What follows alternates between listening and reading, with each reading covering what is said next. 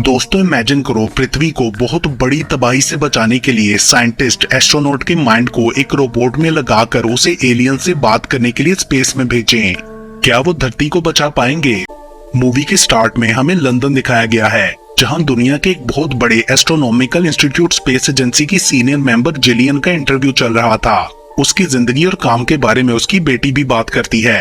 वो बोलती है कि वो अपनी मॉम के लिए बहुत प्राउड फील करती है। तभी जिलियन को एजेंसी से कॉल आती है और इंटरव्यू को अचानक से बंद कर दिया जाता है, क्योंकि उसे अर्जेंटली किसी काम के लिए बुलाया गया था। उसके बाद हमें इंटरनेशनल स्पेस स्टेशन की फुटेज दिखाई जाती है, जो कि एक एस्ट्रोनॉट जिम मार्शल ने रिकॉर्ड की थी। वो अपने मिशन में स्पेस स्टेशन से बाहर आकर इक्विपमेंट्स को रिपेयर करता है। अचानक उन लोगों को रेडियो ट्रांसमिशन में इंटरफेरेंस सुनाई देने लगती है और जिम ये भी रिपोर्ट करता है कि उसे कुछ स्ट्रेंज लाइट्स नजर आ रही हैं। बाकी एस्ट्रोनॉट्स ने भी वो लाइट्स देखी थी और वो बोलते हैं कि एक मिस्टीरियस एनोमली है जो इन लाइट्स की वजह से बनी है। अचानक से लाइट्स बहुत तेज हो जाती हैं और स्टेशन भी वाइब्रेट होने लगा था। जिम जल्दी से स्टेशन के अंदर जाने की कोशिश करता है, मगर अचानक ही उसकी ट्रांसमिशन कट गई थी।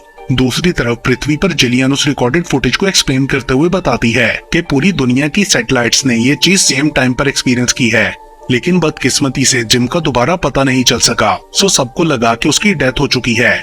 मिशन कंट्रोल के चीफ चार्ल्स को जिम की डेथ का काफी अफसोस था, क्योंकि वो दोनों फ्रेंड्स थे। सो अब एक टीम स्पेस स्टेशन की उस रिकॉर्डेड फुटेज को अच्छी तरह एनालाइज कर रही थी, ताकि पता लगाया जा सके कि आखिर जिम के साथ क्या हुआ। मगर उन्हें उस अनोमली की कुछ समझ नहीं आ रही थी। एक्सप्लोरेशन मिशन के हेड एलेक्स इस बात पर बात करते हुए बताते हैं कि ऐसी अनोमली कुछ दहाइयों पहले भी नजर आई थी, लेकिन इससे पहले कि साइंटिस्ट कुछ पता लगा सकते वो अचानक गायब हो गई। देन अनोमली को एनालाइज करने के लिए एक कॉस्मोलॉजिस्ट जेसिका को बुलाया जाता है, जो कि ग्रेविटेशनल वेव्स में एक्सपर्टीज रखती थी। और तब उन्हें पता चलता है कि ये अनोमली एक तरह की ग्रेविटेशनल वेव एमिट कर रही है, जो कि ऑलमोस्ट इम्पॉसिबल है। साइंटिस्ट ने उस अनोमली को द वॉइड का नाम दिया था। इसके बारे में एलेक्स बोलता है कि वॉइड देखने में सुपरनोवा की रिमेन्स की तरह है, लेकिन अर्थ के करीब होने की वजह से साइंटिस्ट जानते थे कि ये कोई एक्सप्लोडेड स्टार नहीं है। साथ ही उन्होंने कुछ देर के लिए एक रेडियो वेव भी डिटेक्ट की थी, जो कि 1420 मेगाहर्ट्ज की फ्रीक्वेंसी पर ट्रांसमिट हुई थी। यूनिवर्सिटी ऑफ एस्ट्रोफिजिक्स का professor Jacob wow signal discover करने वाले रेडियो एस्ट्रोनॉमर की कहानी सुनाता है। उस सिग्नल को कुछ साल पहले डिटेक्ट किया गया था, मगर आज तक एस्ट्रोनॉमर को उसके सोर्स का पता नहीं चल सका। वॉइड के बारे में जानने के लिए साइंटिस्ट उसमें इन्वेस्टिगेशन प्रॉब्स भेजते हैं और खुद कंट्रोल रूम में बैठकर उनको ऑब्जर्व करते हैं। एक प्रॉब आहिस्ता आहिस्ता वॉइड की तरफ बढ़ रहा था, एंड देन वॉइड में एंटर होते ही उसका सिग्नल कट जाता है, मगर साइंटिस्ट इसके लिए पहले से तैयार थे। चार्ल्स बताता है कि प्रॉब हाई स्पीड सर्वर्स में रियल टाइम फुटेज ट्रांसमिट करेगा, और इस तरह वो लोग वॉइड के दूसरी तरफ की छोटी सी झलक कैप्चर कर लेते हैं। देन मीटिंग में जिलियन प्रॉब की ट्रांसमिट की गई फोटो सबको दिखाती है, जिनमें वो लोग ऑब्जर्व करते हैं कि कुछ मैटर पार्टिकल्स वॉइड में एंटर और एग्जिट कर रहे थे, जिससे वो कंक्लूड करते हैं कि वॉइड एक वार्म होल है। और अब उन्हें ये जानने की जरूरत थी कि वॉइड की दूसरी तरफ आखिर है क्या, और इसके लिए उन्होंने कुछ और प्रॉब्स भेजकर कुछ बेहतर इमेजेस कैप्चर किए थे, और ये भी पता लगा लिया था कि वॉइड की दूसरी तरफ एक और प्लेनेट है। जेसिका को लगता था कि दूसरी तरफ शायद कोई इंटेलिजेंट एलियन लाइफ है, जिसका फर्स्ट कॉन्टेक्ट वॉइड हो सकता है, जबकि एलेक्स का कहना था कि ह्यूमैनिटी के पास इतनी कैपेसिटी या रिसोर्सेज नहीं है कि वो इस सबको और इन्वेस्टिगेट कर सके। जिसके बाद साइंटिस्ट डिबेट करते हैं कि हमें आगे क्या करना चाहिए। जिलियन वॉइड में एस्ट्रोनॉट्स भेजना चाहती थी, मगर चार्ल्स ये बोलकर मना कर देता है कि हम लोगों को रिस्क में नहीं डाल सकते। जिलियन भी ये बात समझती थी, मगर उसका कहना था कि प्रॉब्स भेजते रहने का और कोई फायदा नहीं, क्योंकि उनसे पूरी इन्फॉर्मेशन नहीं मिलती और कनेक्शन भी टूट जाता है। इसलिए वो किसी को वहां भेजने पर जोर देती है, जिसमें एलेक्स भी उसका साथ देता है, क्योंकि उसके ख्याल में वॉइड आज तक की सबसे बड़ी डिस्कवरी हो सकती थी।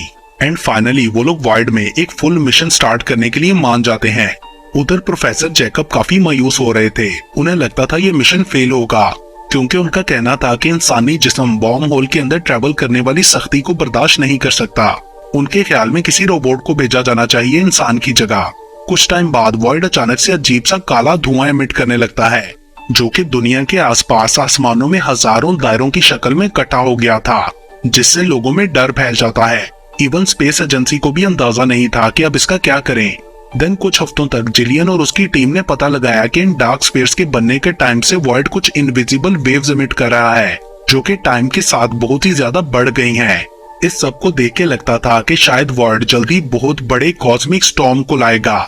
उनका मानना था कि तूफान के जमीन तक पहुंचने पर वो पूरे प्लेनेट को ही एक वेव में बहाकर ले जाएगा। उधर जंगल में एग्जैक्ट डार्क स्फीयर के नीचे मिलिट्री सेटअप बना दिया जाता है और इस सब के साथ स्पेस एजेंसी यूएस मिलिट्री के साथ कोऑपरेट करके एक ह्यूमनॉइड क्रिएट करने का डिसाइड करती है एस्ट्रोनॉट के प्रिजर्व्ड माइंड को यूज करके। देन हम एक सिंथेटिक इंजीनियर एलिस को देखते हैं जो ह्यूमन 2.0 प्रोजेक्ट को एक्सप्लेन करती है कि एस्ट्रोनॉट के ब्रेन को यूज करके एक आर्टिफिशियल इंसान जैसा दिखने वाला रोबोट बनाया जाएगा।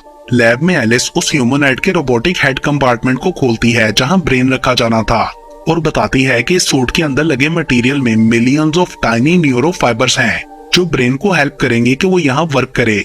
वो बोलती है कि ब्रेन के बिना ये रोबोट ऐसे ही है जैसे हार्ड ड्राइव के बिना कंप्यूटर। अगले कुछ दिनों तक जिलियन और उसकी टीम मिशन के लिए लोगों का इंटरव्यू करती रही। उन्हें बताया गया था कि ह्यूमन 2.0 में ब्रेन ट्रांसफर परमानेंट होगा। जेसिका को भी इस प्रोसेस में हिस्सा लेने को कहा जाता है बट वो ये कहकर मना कर देती है कि मेरी कैपेबिलिटीज इतनी एफिशिएंट नहीं है। उसके बाद स्पेस एजेंसी सब कैंडिडेट्स का फिजिकल, मेंटल और इमोशनल एग्जाम लेती है ये जानने के लिए कि वो मिशन के लिए फिट हैं कि नहीं और अब उनमें से बेस्ट ऑफ द बेस्ट को चुना जाना था। डॉक्टर क्यूरेश इस ट्रांसफर के पीछे की साइंस को एक्सप्लेन करता है।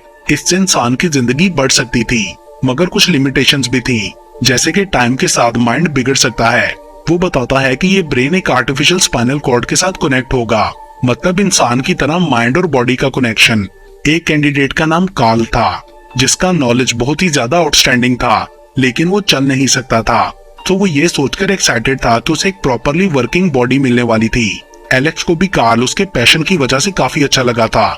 देन ट्रांसप्लांट फैसिलिटी में कार्ल के फेस को स्कैन किया जाता है ताकि ह्यूमन 2.0 के लिए उसके फेस की एग्जैक्ट कॉपी बनाई जा सके। रोबोट के सूट को भी मिलिट्री ग्रेड ग्राफीन से बनाया गया था। आंखों के लिए नैनो बेस्ड ऑप्टिक्स यूज किए गए थे ताकि वो किसी भी लाइटनिंग कंडीशन में परफेक्टली देख सकें। उस ह्यूमनॉइड के अंदर एक ब्रीदिंग मैकेनिज्म भी लगाया गया था हीट को बैलेंस करने के लिए। और सबसे आखिर में सूट के अंदर एक कंपाउंड इंजेक्ट किया जाता है जो कि ब्रेन को उसके रिसोर्सेज प्रोवाइड करेगा ताकि वो सही से काम कर सके। देन हम कार्ल को ले जाने वाले स्पेसक्राफ्ट को देखते हैं जिसे बहुत ही लाइट वेट और फास्ट बनाया गया था। इंसानों को जिंदा रखने के लिए यूज होने वाली सारी फैसिलिटीज शिप से निकाल ली जाती हैं क्योंकि ह्यूमन 2.0 को इसकी जरूरत नहीं पड़नी थी। उसके बाद ह्यूमनॉइड से सॉकेट्स कनेक्ट करके ब्रेन में इंफॉर्मेशन फीड की जानी थी। एलेक्स का फोकस एलियन इंटरेक्शन पर था इसलिए उसने एक हार्ड ड्राइव बनाई थी जिसमें अर्थ के बारे में सारी इंफॉर्मेशन दी गई थी ताकि अगर एलियन से सामना हो तो वो उनसे कम्युनिकेट और दोस्ती कर सके। उधर ट्रांसप्लांट फैसिलिटी में डॉक्टर क्यूरेश और उनकी टीम कार्ल को प्रोसीजर के लिए तैयार करते हैं। इस पूरे प्रोसेस में 3 दिन लगने थे और कार्ल को थ्रू आउट एनेस्थीसिया से बेहोश रखे जाना था। यहाँ फाइनल इंटरव्यू में कार्ल अपने पास्ट को याद करता है एंड देन वो सो जाता है। दूसरी तरफ आर्मी की डार्क स्फीयर्स पर सर्च चल रही थी। स्पेस एजेंसी उन्हें किसी भी तरह के वायलेंस से मना करती है जब तक कि वो वाइड का इन स्फीयर से कनेक्शन ना पता लगा लें। हर दिन के साथ ये डार्क स्फीयर्स बढ़ते जा रहे थे। सर्च से पता चलता है कि इन स्फीयर्स की फॉर्मेशन ऐसी है जैसे ये किसी चीज की तैयारी कर रहे हों। उधर ट्रांसप्लांट के 3 दिन पूरे होने पर डॉक्टर क्यूरेश बताते हैं कि कार्ल की डेथ हो चुकी है। कार्ल का दिमाग आर्टिफिशियल स्पाइनल कॉर्ड से मर्ज नहीं हो सका। उसका बायोलॉजिकल मेकअप सूट में लगे मटेरियल से कंपैटिबल नहीं था। सो अब वो दूसरे कैंडिडेट को ढूंढने लगते हैं। किसी और नुकसान से बचने के लिए एलिस बोलती है कि हमें कैंडिडेट से ऑर्गेनिक सेल्स लेकर सूट के मटेरियल में इंजेक्ट करने चाहिए ताकि कनेक्शन बनने का चांस बढ़ जाए। मीनवाइल एलेक्स बोलता है कि हमारे पास इतना टाइम नहीं है सो हमें वॉइड में रोबोट सोल्जर्स भेजने चाहिए मगर जिलियन ये नहीं मानती। साइंटिस्ट देखते हैं कि एजेंसी के जिन एम्प्लॉयज ने हेल्थ रिलेटेड टेस्ट कराए थे उनमें से 3 के बायोलॉजिकल मेकअप ह्यूमन 2.0 से कंपैटिबल निकलते हैं जिनमें से एक जेसिका थी। अगले दिन जेसिका इस बारे में जिलियन से बात करने जाती है। एक्चुअली वो परमानेंट ट्रांसप्लांट की वजह से डर रही थी जिस पर जिलियन उसे बताती है कि अगर तुम्हें कुछ हो गया तो तुम्हारी फैमिली का ख्याल रखा जाएगा। एंड देन काफी देर बाद आखिर जेसिका ये रिस्पॉन्सिबिलिटी लेने के लिए मान जाती है। एंड देन ट्रांसप्लांट के 3 दिन बाद जेसिका एक नई औरत की शक्ल में जागती है। उसके ब्रेन ने वेसल्स को एक्सेप्ट कर लिया था। जिलियन और उसके कोलीग जेसिका को ऑब्जर्व करते हैं। जिलियन इस बात पर बहुत खुश थी मगर अभी जेसिका की कंडीशन स्टेबल नहीं थी। उसे बेसिक मोटर स्किल्स परफॉर्म करने और बोलने में मसला आ रहा था। एलिस उसे बताती है कि टीम इस बारे में काम कर रही है और जल्दी सब ठीक हो जाएगा। एंड देन वो फाइनली ठीक से बोल पाती है और फिर लॉन्च का दिन आ जाता है जहां स्पेसक्राफ्ट में जेसिका के साथ एक रोबोट सोल्जर भी था। एंड देन रॉकेट अर्थ के एटमॉस्फेयर से निकल जाता है। मिशन कंट्रोल यूनिट और जेसिका के बीच लिंक भी स्टैब्लिश हो जाता है। और अब जेसिका को देखने वाली हर चीज पर उन्हें एक्सेस मिल गई थी। स्पेस क्राफ्ट के वर्ल्ड में एंटर होने पर जेसिका उन लोगों को अपनी सराउंडिंग्स का बताती है।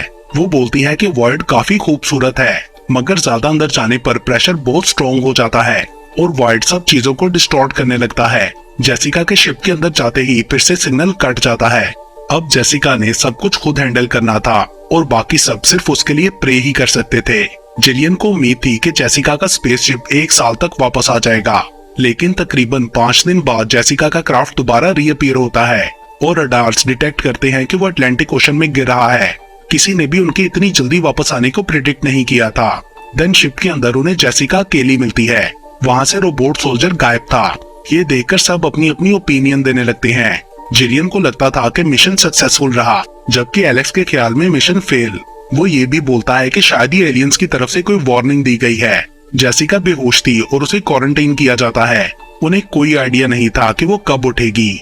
सूट में लगाई गई टेक्नोलॉजी से उन्हें पता चलता है कि जेसिका के दिमाग में बहुत सालों की मेमोरीज रिकॉर्ड हो चुकी हैं, जबकि वो तो बस 5 दिन के लिए ही गई थी। टीम डेटा प्रोसेस करके जेसिका की मेमोरी को वीडियो में ट्रांसफर करती है, मगर उनसे कुछ क्लियर बन नहीं पाता। डार्क स्फीयर्स भी काफी ज्यादा बढ़ते जा रहे थे, सो मिलिट्री सोल्जर्स उस पर फायरिंग स्टार्ट कर देते हैं, लेकिन कुछ असर नहीं होता, बल्कि वो हर चीज को एब्जॉर्ब करते जा रहे थे। दूसरी तरफ अचानक से जेसिका को होश आता है, तो जिलियन उससे वर्ल्ड के बारे में पूछती है कि वहाँ क्या हुआ। जेसिका बोलती है कि रोबोट सोल्जर अचानक से ही गायब हो गया था, जैसे किसी ने उसे उठा लिया हो। वो ऊपर फ्लोट करने लगा था और फिर उसके बाजुओं से एक अजीब सी लाइट एक्सप्लोड हुई एंड देन हमारी शिप एक प्लेनेट पर क्रैश कर गई। जेसिका ने वहां सरफेस पे जाकर पत्थर और धूल को भी टच किया और वो डार्क स्मोक भी देखा जिससे स्फीयर्स बने हैं। उसके बाद वो एक व्हाइट रूम में पहुंच गई जहां कोई साया भी उसके साथ था। जेसिका बोलती है कि उसने वहां जिम को भी देखा, जो बार बार यही कह रहा था कि सब ठीक होने वाला है। देन जेसिका के माइंड में क्रिप्टिक मैसेजेस भेज दिए गए। उसे बस इतना ही याद था। स्पेस एजेंसी और जिलियन को इस सब पर विश्वास नहीं था। जेसिका की बातों से लग रहा था कि शायद एलियन पीसफुल हैं, मगर एलेक्स इस बात से एग्री नहीं करता। उसका कहना था कि एलियंस के पास इतनी एडवांस टेक्नोलॉजी है कि वो जेसिका की मेमोरीज को चेंज भी कर सकते हैं। Later on time lapse footage दिखाती है कि बहुत सी सेलेस्टियल बॉडीज टूट रही हैं एंड देन व्हाइट स्मोक आके उन्हें घेर लेता है। देन इंटरनेशनल स्पेस स्टेशन एजेंसी को बताता है कि कोई चीज पृथ्वी से टकराने वाली है, जिसके बाद डार्क स्फीयर्स मूव करते हुए प्लैनेट को घेरने लगते हैं। वो एक तरह की प्रोटेक्टिव लेयर बना रहे थे। एजेंसी में सब लोग ये देखकर खुश हो गए थे कि स्मोक अर्थ को बचा रहा है, यानी वो इसके बारे में अब तक गलत सोच रहे थे। फाइनली जेसिका भी स्टेबल स्टेट में आ जाती है और अब उसकी मेमोरीज भी क्लियर नजर आने लगती हैं, जिनसे पता चलता है कि जेसिका के साथ भेजी गई हार्ड ड्राइव को देखकर शैडोज ने इंसानों का साथ दिया था, मतलब एलियंस इंसानों के दोस्त हैं। और वो फिर ये कहकर चले गए कि दोबारा फिर कभी आएंगे। जेसिका बोलती है कि ये सब इसलिए हुआ क्योंकि एलियंस ने यूनिवर्स को प्यूरिफाई करने के लिए एक साइकिल बनाया था। देन अगले दिन जिम का भी पता चल जाता है, जो कि एरिजोना डेजर्ट में था। मिलिट्री हेलीकॉप्टर्स उसे वहां से रेस्क्यू करके एजेंसी ले आते हैं। वॉइड में उसके एक्सपीरियंस के बारे में पूछने पर उसे कुछ भी याद नहीं था एंड देन वॉइड और वो स्मोक भी खुद ही गायब हो जाता है। मगर एजेंसी ने अर्थ के एटमॉस्फेयर के ऊपर कुछ अजीब चीज नोटिस की थी। वॉइड की रिमेनिंग से कुछ गैस और डस्ट पार्टिकल्स उस दूसरे प्लेनेट में चले गए थे, जिससे वो इंसानों के रहने के काबिल बन गया था। वो लोग इस न्यूज से काफी खुश होते हैं और उस प्लेनेट को अर्थ 2 का नाम देते हैं एंड देन पूरी प्लानिंग के बाद कुछ ह्यूमनॉइड्स को उस प्लेनेट में रहने के लिए भेज दिया जाता है। वॉइड ने ह्यूमैनिटी को इस प्लेनेट की सूरत में एक सेकंड चांस दिया था। सब पूरी इंसानियत को ये प्रूव करना था कि इंसान बचाए जाने के काबिल थे। देन हमें 12 महीने बाद का टाइम दिखाया जाता है। जिलियन बोलती है कि मुझे लगता है कि वॉइड गया नहीं, बल्कि एलियंस अभी भी हमें ऑब्जर्व कर रहे हैं और अब वो लोग अर्थ 2 प्लेनेट पर कुछ इंसान भेजते हैं, इस उम्मीद के साथ कि ये फर्स्ट जनरेशन अगली जनरेशन के लिए प्लेनेट को तैयार करेगी। और इसके साथ ही ये मूवी यहीं पर खत्म हो जाती है।